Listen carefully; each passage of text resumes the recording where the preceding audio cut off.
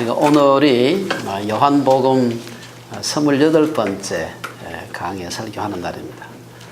지난번 1, 2, 3, 4장 14번 했고요. 그 다음에 창세기 공부하고 다시 와서 5장 6장 했는데 여러분 6장이 아시다시피 71절까지나 있습니다. 굉장히 길어서 그 하면서 사실 저희가 14번을 했습니다. 그래서 이거 끝나고 난 뒤에 저희가 신명기로 넘어갔다가 다시 신약으로 돌아올 생각을 하고 있습니다.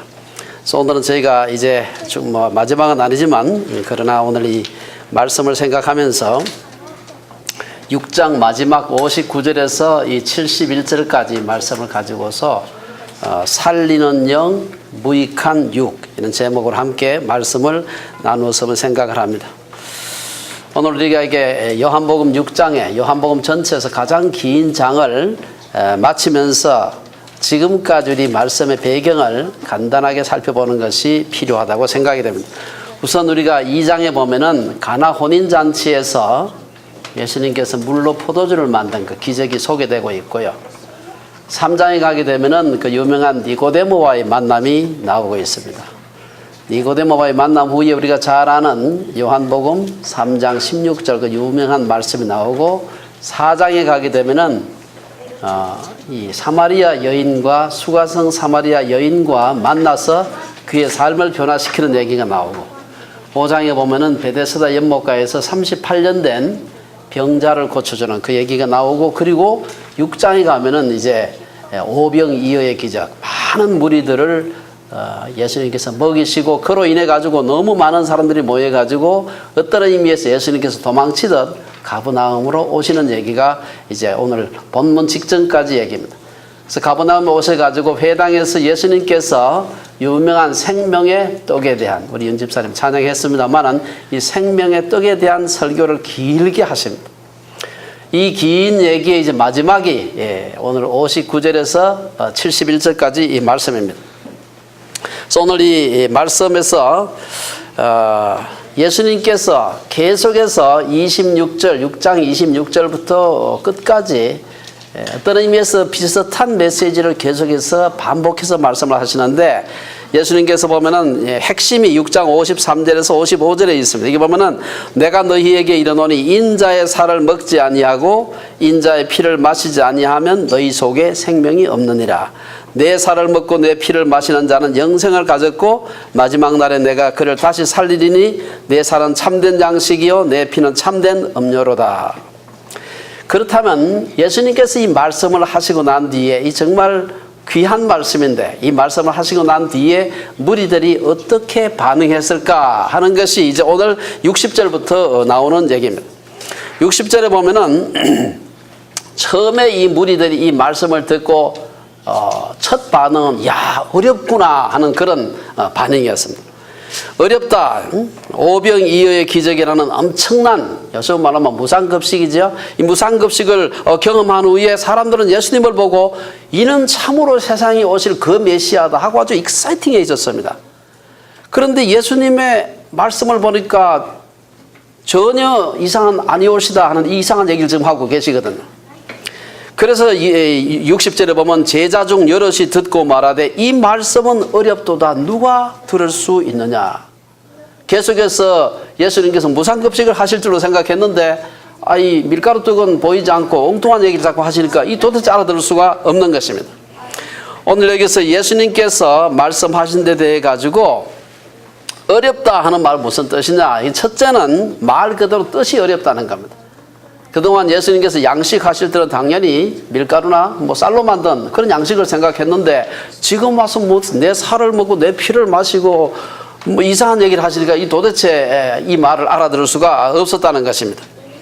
둘째로 이 사람들은 무리들은 이해를 한다고 해도 자신들의 기대와는 너무 달라서 받아들이고 싶지 않다는 의미가 이 속에 포함이 되어 있습니다. 그래서 우리가 그 무리들은 오병이어와 같은 그런 기적을 계속 일으킬 것을 기대하고 예수님께 요구했는데 예수님은 더 이상 육신의 떡을 만드는 것을 거부하셨습니다. 그리고 사람들의 기대와는 달리 내 살을 먹고 내 피를 마셔야 된다. 어떻게 보면 섬뜩한 그런 마치 식인종을 연상케 하는 그런 얘기를 지금 하고 계시는 겁니다.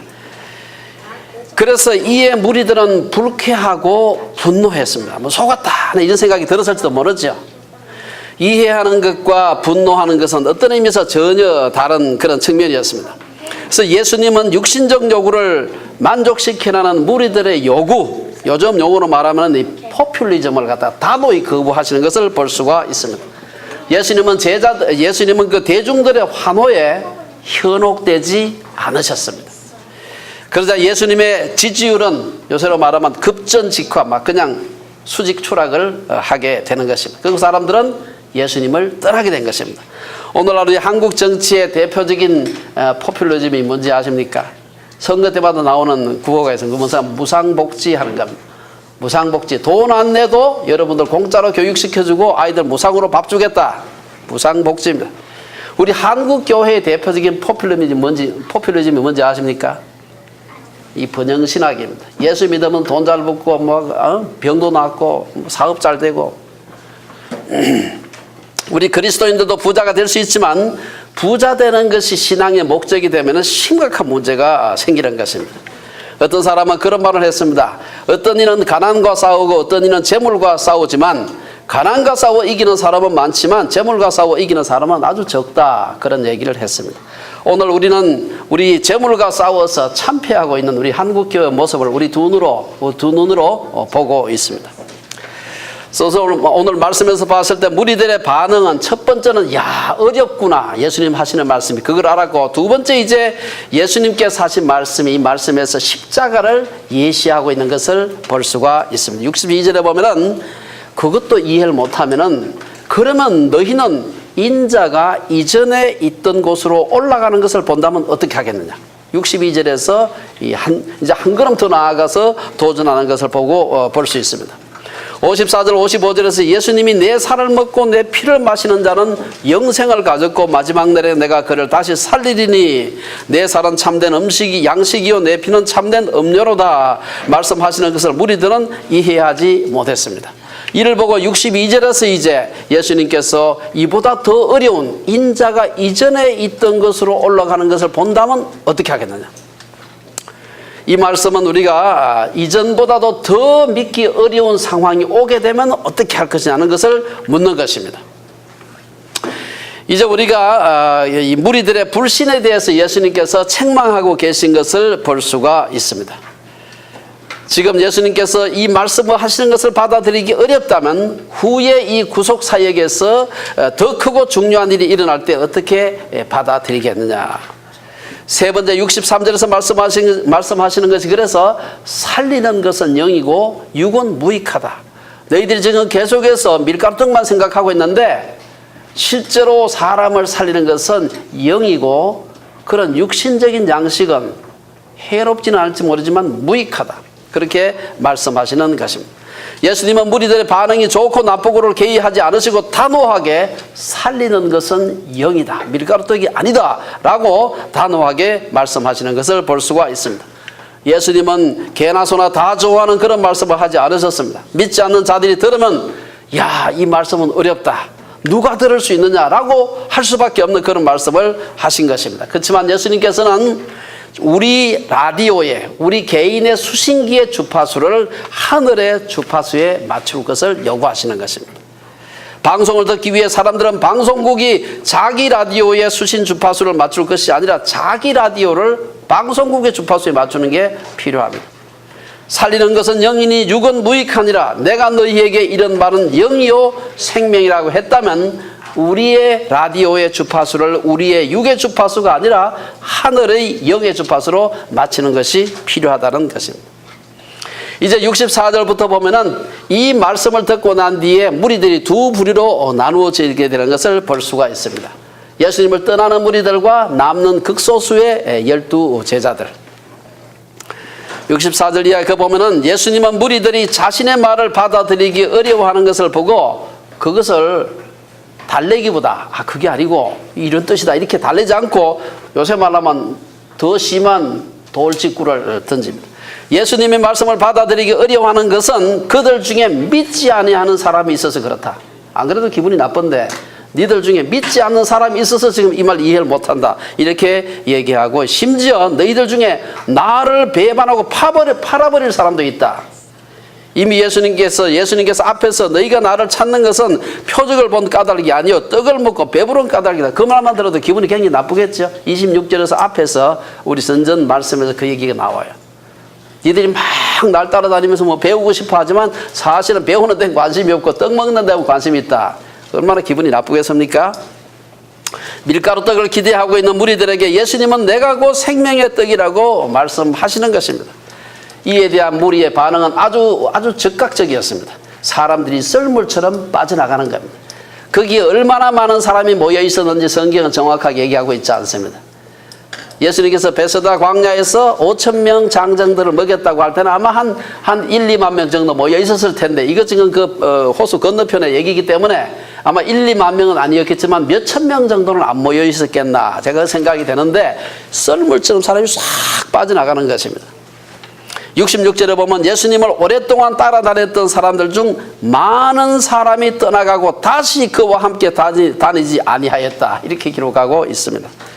여러분 예수님을 떠난 자들이 예수님에 대해서 정남이가 뚝 떨어졌다는 것이죠. 이상한 얘기를 계속 하시니까 그래서 이 사도 요한이 그 표현력이 탁월한 사람입니다.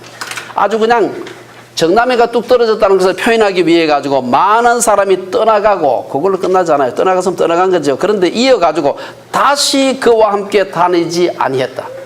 유대인들이 특별히 아주 사용하는 강조할 때 사용하는 반복입니다. 떠나갔으면 떠나가 됐죠. 근데 다시는 같이 안 다녔다. 사람은 뭐 떠나가면서 그냥 신발 벗고 먼지 털었다. 뭐 그런 얘기라고 할 수 있습니다. 차라리 배신을 하고 떠난다면 아니면 욕 한마디씩 하고 그냥 아마 쏘갔다 그러고 뭐 갔다 오면 속이라 시원할 텐데 사람들이 더 이상 예수님 따라 다녀봐야 육신의 양식이 생길 수 없음이 분명해지니까 눈치 슬슬 살피면서 슬슬 빠져서 나가는 것입니다. 썰물처럼 빠져나가는 사람들을 바라보는 예수님의 마음이 얼마나 참담했을까. 67절을 보면 수많은 군중들이 모두 떠나가고 몇천 명이 있었을 때 다 떠나가고 12제자만 남았다 그랬습니다. 그때 예수님께서 그들을 보고서 너희도 가리느냐. 여러분이 예수님은 하나님의 아들이기 때문에 뭐 다 견딜 수 있을 거야. 그렇게 하면 이게 영지주의 이단에 빠지는 겁니다. 예수님도 우리와 동일한 인간의 성정을 가진 분입니다. 목회를 하는데 사람들이 그냥 썰물처럼 다 빠져나간다 생각해 보세요. 사람들 모아놓고 연설을 하는데 한 사람 한 사람 눈치 보면서 다 빠져나간다 생각해 보세요. 얼마나 기가 막히겠습니까? 인생을 살면서 신앙생활을 하면서 믿었던 사람이 실망하고 떠나는 것을 경험해 본 적이 있는지 모르겠습니다. 내가 사람들을 떠나는 것보다 더 힘든 것이 다른 사람이 나를 떠나는 것입니다. 특히 자신의 잘못이 있어서가 아니라 오해로 인해 교인들이 떠나는 것을 경험하는 목사의 마음을 아마 여러분들이 이해하는지 모르겠습니다. 저도 아직 목회를 별로 안 해봐가지고 그 마음을 잘 모릅니다만은 저는 근래 여러분 아시다시피 창조과학에서 제가 쫓겨났을 때 그런 경험을 좀 했습니다. 저는 창조과학에 쫓겨났을 때 제가 제 양심이나 신앙 양심이나 어디로 봐도 제가 잘못한 게 없으면 저는 아주 정중하게 바르게 제가 얘기를 했는데 그것 때문에 쫓겨났지. 예수님 당시에만 그런 사람들이 있었던 것이 아니라 지금도 얼마든지 그런 일이 있을 수가 있는 것입니다. 그런 상실감, 그런 배신감. 예수님도 그 마음을 똑같이 가졌었으리라고 저는 생각을 해요. 오늘 본문에 바로 그 해답이 어떻게 그 상실감, 배신감을 이길 수 있었을까? 오늘 본문에 거기에 대한 해답이 나오고 있습니다.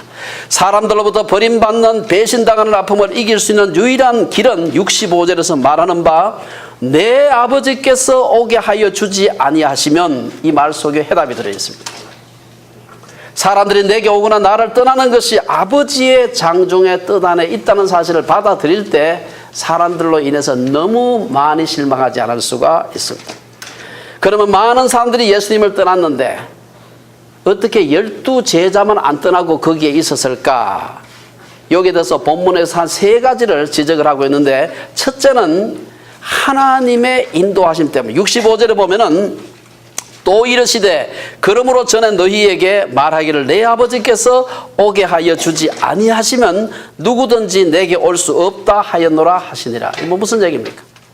사람들이 많은 사람이 몰려왔을 때 예수님께서 뭐 설교를 잘했어 아니면 사람들이 똑똑해서 사람 알아보고 모였을 거라고 생각할지 모르지만 예수님은 다른 각도의 퍼스펙티브를 갖고 계셨습니다. 아버지께서 오게 하여 주셨기 때문에 이 사람들 왔지 다른 이유가 아니라는 것이죠. 그렇기 때문에 가는 것도 아버지께서 가게 하셨기 때문에 저들이 간다고 생각하신 것입니다. 이것을 예수님은 예수님은 또한 그 뒤에 그 끝에 보면은 70절에 보면은 예수께서 대답하시되 내가 너희 12를 택하지 아니하였느냐. 하나님께서 오게 하시고 내가 너희들을 택했기 때문에 12사람이 남아있었던 것이다 라고 하는 것입니다. 이것은 12제자들의 믿음이 좋아서가 아니라 65절의 말씀처럼 하나님 아버지께서 오게 하여 주셨기 때문에 또한 70절의 말씀처럼 예수님이 선택하셨기 때문임을 기억하는 것이 필요합니다. 오늘 우리가 주님을 떠나지 않고 이곳에 있을 수 있는 것은 하나님의 은혜라는 사실입니다. 내 노력과 똑똑함이 아니라 하나님의 은혜요 선택 때문입니다. 이 사실을 가장 아주 적나라하게 잘 요약한 데가 바로 우리가 잘 아는 에베소서 2장입니다.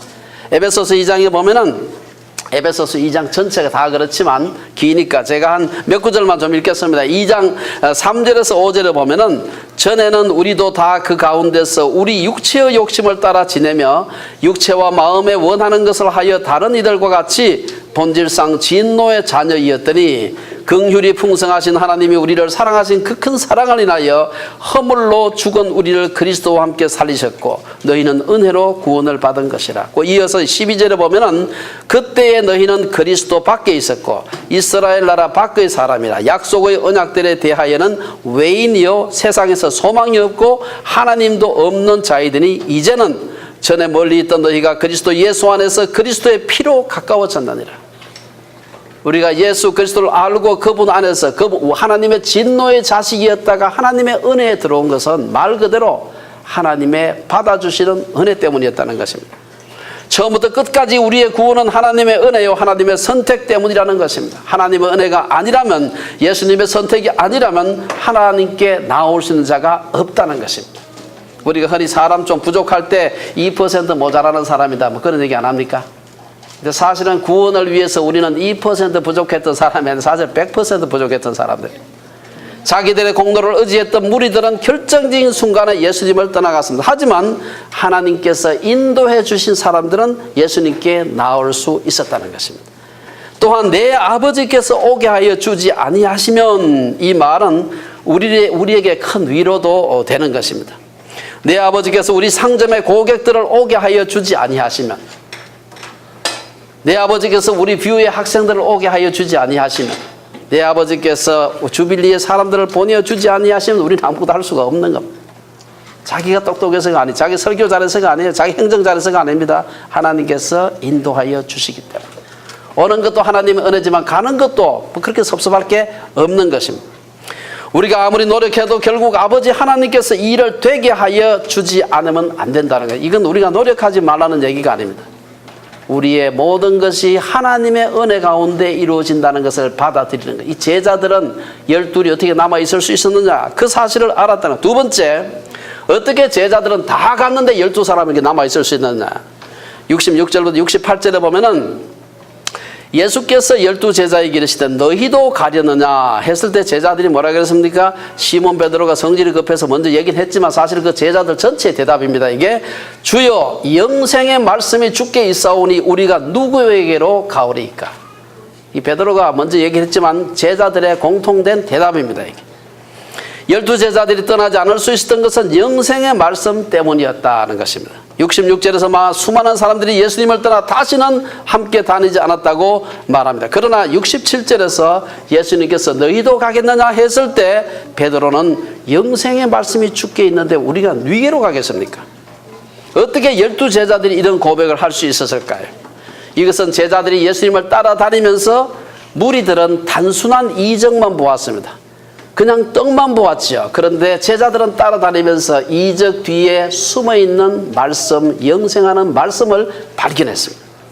가나 혼인잔치에서의 표적, 베데스다 연못가에서 38년 된 병자를 고쳐주신 일, 오병이어의 기적, 이 모든 것을 보면서 베드로와 그 제자들은 이적의 현상보다 그 이적들이 기초하고 있는 말씀을 발견했던 것입니다. 이적의 물질적인 면만을 보았던 많은 사람들은 떠났을지라도 표적을 통해 영생의 말씀을 발견했던 사람은 떠나지 않았던 것입니다. 어째서 말씀이 사람들을 믿음 위에 세워놓는가? 히브리서 기자는 하나님의 말씀은 살아있고 활력이 있어 좌우의 날선 어떤 검보다도 예리하여 혼과 영과 및 관절과 골수를 찔러 쪼개기까지 하며 또 마음의 생각과 뜻을 판단한다 그랬습니다. 시편 기자는 또한 주의 말씀은 내 발의 등이요 내 길의 빛이라고 했습니다. 예수님 자신도 사람이 떡으로만 살 것이 아니요 하나님의 입으로 나오는 모든 말씀으로 산다. 말씀이 진리임을 자신의 삶에서 경험한 적이 있는지 모르겠습니다. 야, 정말이네. 성경 말씀이 진짜 맞네. 이 땅을 치는 횟수가 많아질수록 우리가 성숙하는 것입니다. 믿음을 지탱하는 가장 중요한 지팡이가 바로 하나님의 말씀이라는 것입니다. 감정은 메마를 수 있고 체험은 없을 수 있지만 말씀은 영원한 것입니다. 우리가 내가 사망의 엄침한 골짜기로 다닐지라도 해를 두려워하지 않을 것은 주께서 나와 함께 하심이라 주의 지팡이와 막대기가 나를 안위하시나이다. 시편 23편의 이 말씀에서 주의 지팡이가 무엇이고 막대기가 무엇일까?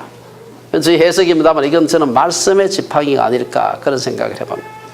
어떻게 주께서 나와 함께 하심을 알 수 있는가? 그것은 우리의 삶 속에서 주의 말씀이 진리임을 확인하는 횟수가 늘어나면서 우리는 그것을 믿음이 성장한다고 얘기를 하는 것입니다.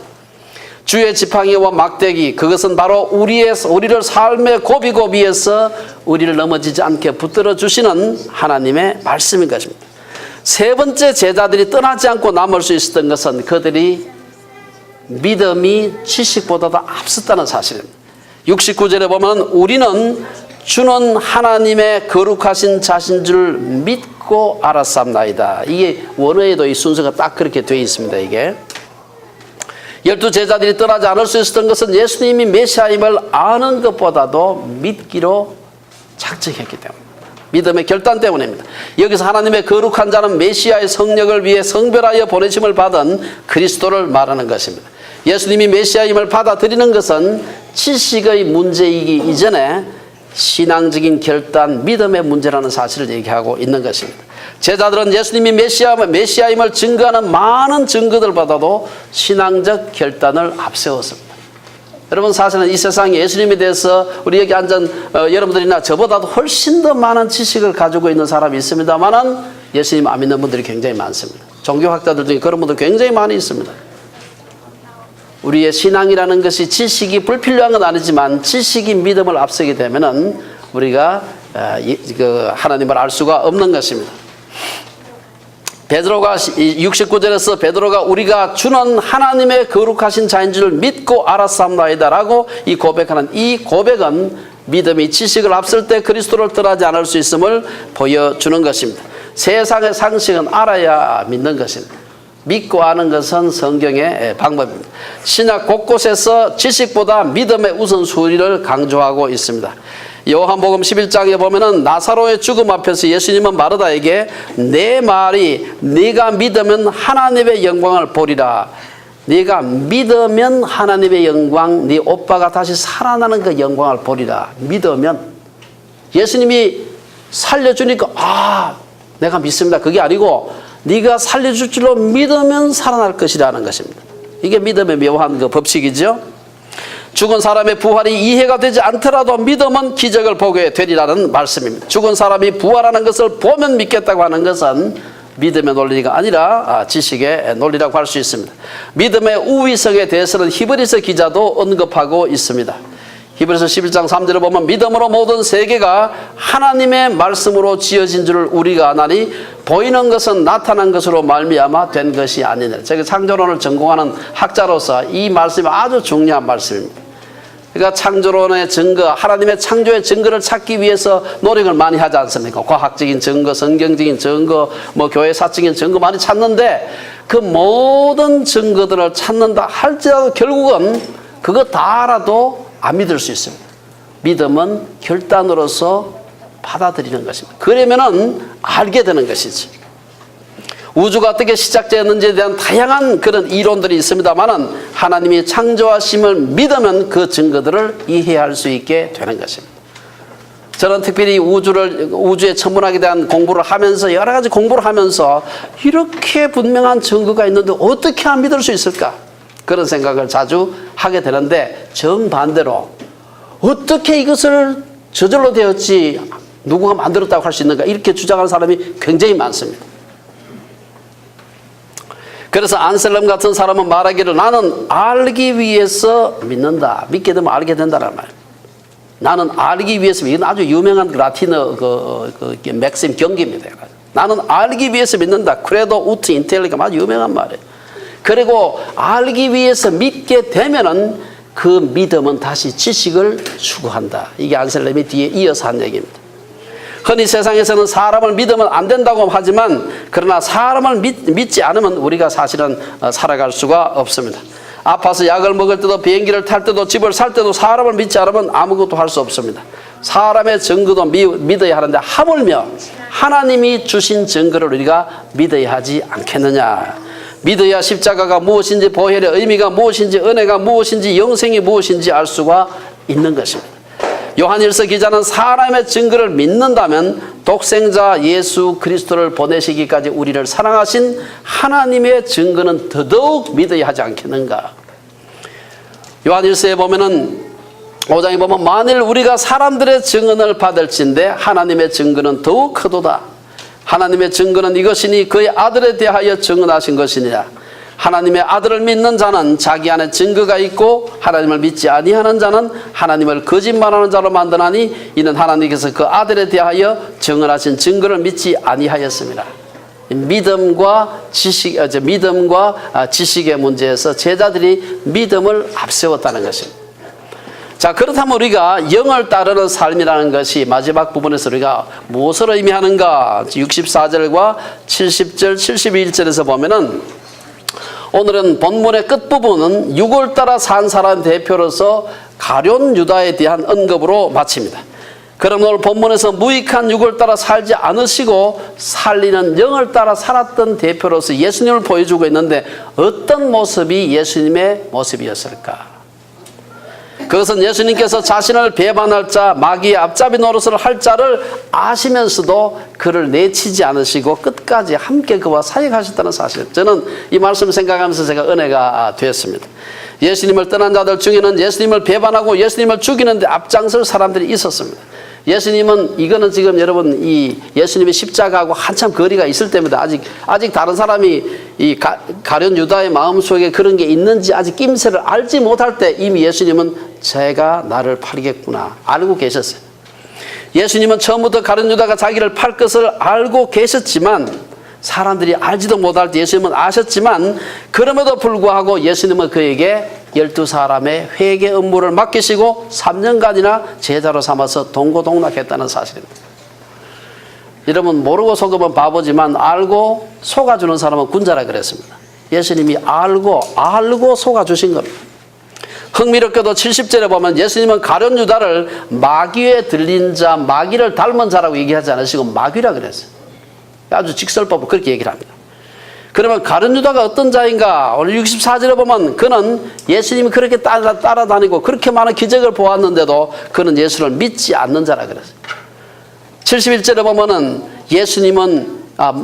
가룟 유다는 예수님을 파는 자라 그랬습니다. 예수님을 믿지 않고 예수님을 파는 자다 그랬습니다.